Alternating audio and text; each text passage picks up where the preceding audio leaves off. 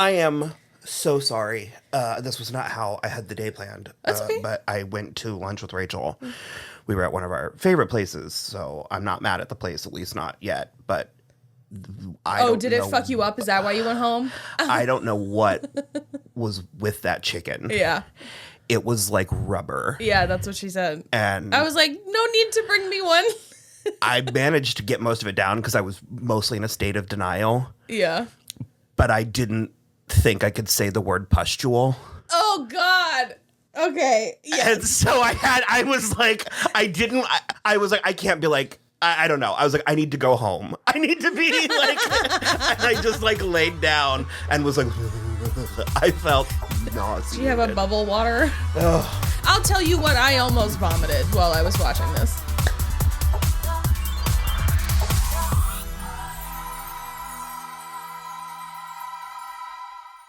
Hello, everybody. I'm Will. And I'm Kristen. And this is So I'm Watching American Horror Stories, Season 2, Episode 4. Milkmaids. I have issues with this episode. Do we all know that milkmaids are bad people? Is that a thing? Oh. Is that like, that old adage about women who lay down with beasts? What? Also, what? Do you not know what a milkmaid is? Do you think they have to fuck the milk out of it? Or sleep with, like they're sleeping I with... think she has a house.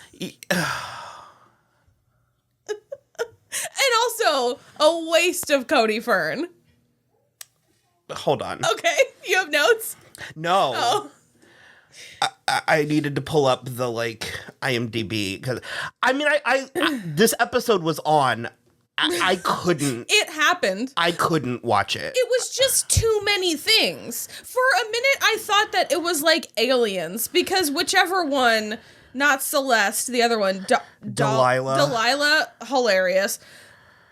She was like so knowledgeable about like the future and stuff, and I was like, are you from the future? I hated it so much. Yeah. Apparently this has been divisive. Last week was divisive, and this week was divisive. God, I wish this was more like last week. And I didn't really like last week. Okay.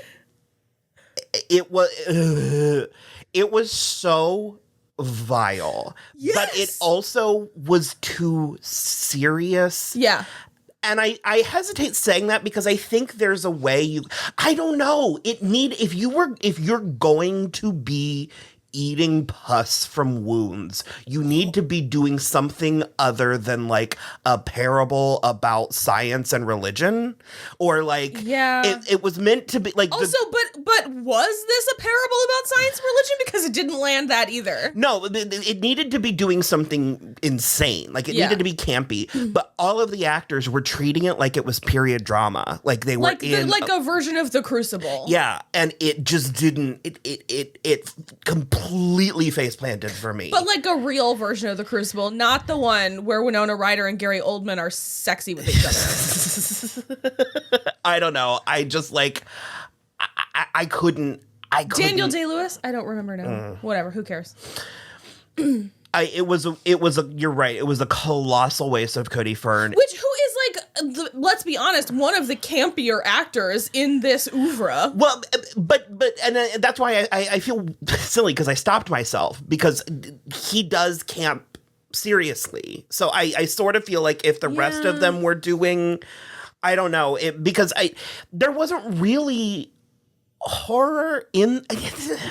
No, it wasn't really. There was nothing actually really horrifying except for how easily they fell into cannibalizing their dead loved ones. But also it was like Cody Fern who suggested that to the pastor, and who is Seth Gable, who is Bryce Dallas Howard's husband. He played this. Now that I said that, I have to look. Shut up. What? Yeah. He played.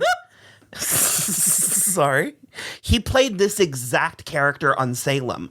Salem got it. Okay. Salem understood the give and take. The when she had the fucking nipples on her thighs that she was feeding her frog familiar. Like, if you're gonna do Puritan, like, it's like they thought they were doing The Witch.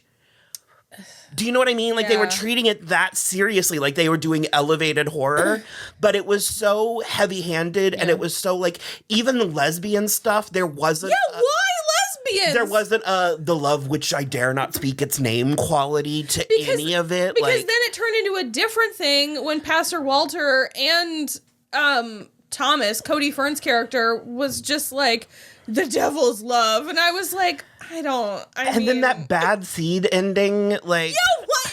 It was so many things. No, I'm not kidding. Like, I'm like, if it was the kid the whole time somehow, then whatever. But, like, just all of a sudden, at the, like, 3/4 mark, Thomas is like, I worry about Edward, and I thought that it was, like, this or that or the other, but it's just because his mother's a whore. And I was like, he doesn't know she's his mother.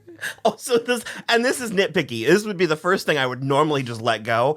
But where the fuck were these where on the West Coast were these Puritan settlers? Because those were some arid landscapes. That arid. was not. That was not where the actual Puritans landed.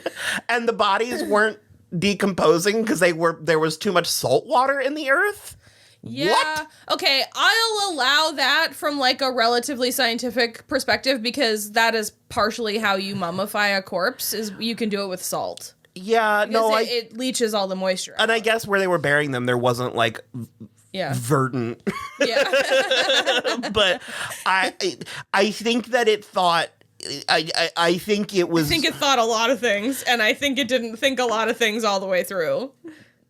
I think it thought it was doing a commentary on, like, because it was about inoculation, you know what I mean? But season one of... How? In the year 1700, I don't think they had that word. They didn't. That was the point. Then where did she come from? She read books. No. It didn't. None of it. It was too. The mentality was too modern. Yeah. And because season one of The Great did a significantly better job. Yeah.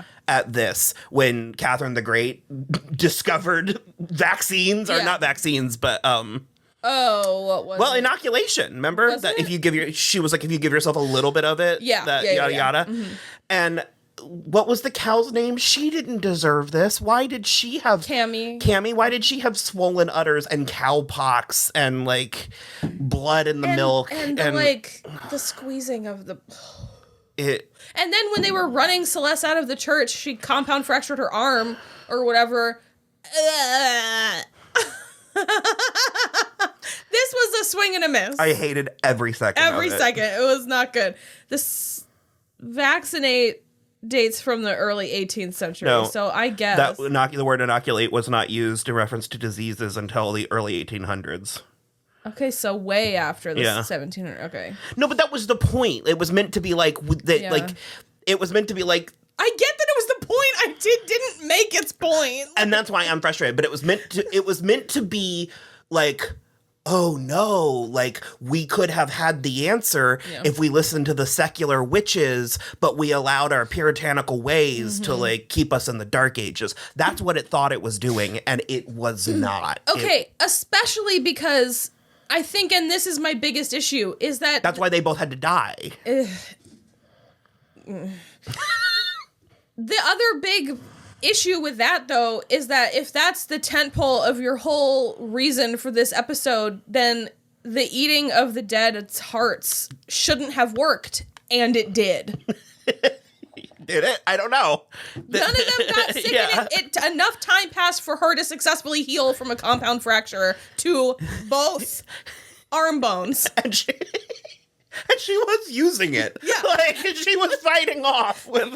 She was milking the cow. She was fucking Delilah. It was everything. She was fine. And also, why was there this weird friendliness between Thomas and Delilah, but, like, nothing romantic about it? And what is this thing about milkmaids? I've never heard of such a thing. And he and the boy kept on saying it like it was this common... Like it was an adage. No, common knowledge that I old agree. Pest milkmaids. I agree with your adage, swing and a miss. I think that they were like, if we say it with enough gravitas...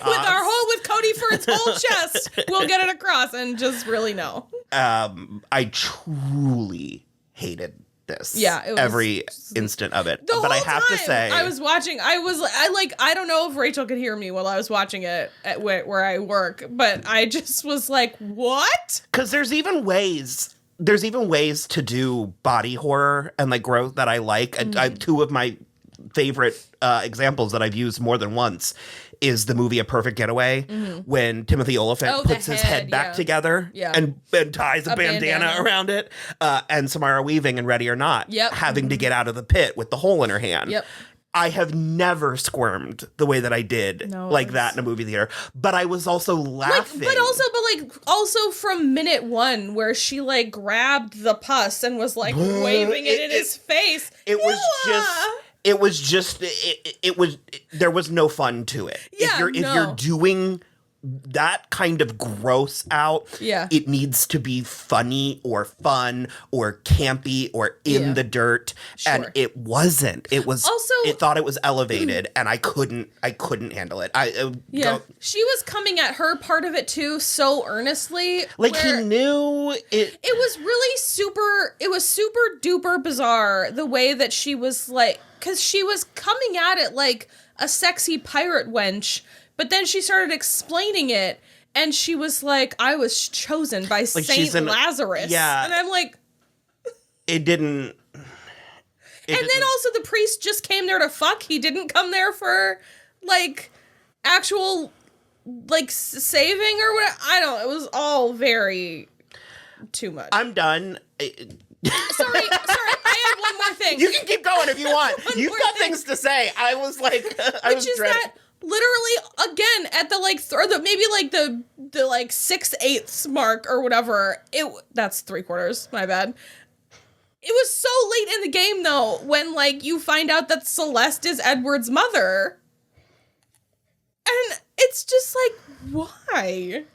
I don't know. All of it. It's really. I have to say, I watched Sharronda. I watched Pear Waite's review after this, and I was laughing so hard I was crying at her talking about this. So do yourself a favor. Go watch her. She kept saying pusticles. Pusticles, amazing. I love it. It almost made the entire experience worth it. So that is what I have to say about that. I truly hated this. Woof. Yeah, it was definitely a miss for me. It did not work for me at all. So. Oh, well, I suppose like and subscribe and let us know what you think. Maybe, I don't know. I'm bowing out. This is on you guys. Okay, bye.